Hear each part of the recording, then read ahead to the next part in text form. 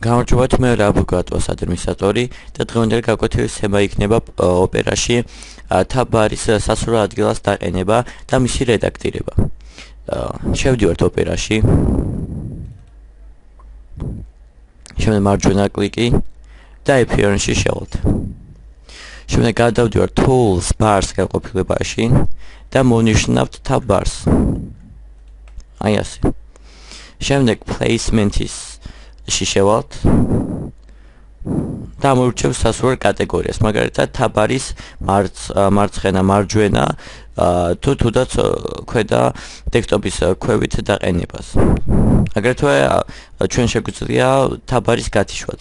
მაგალითად დავყენოთ აი მარჯვენა მხარეს თაბარი და ვნახავთ რომ უკვე აქედან შეგვიძლია სხვა საიტებში შესვლა. აი ასე. აი მაგალითად ასე. ამით ეს ვიდეო გაკვეთილი დამთავრებულია.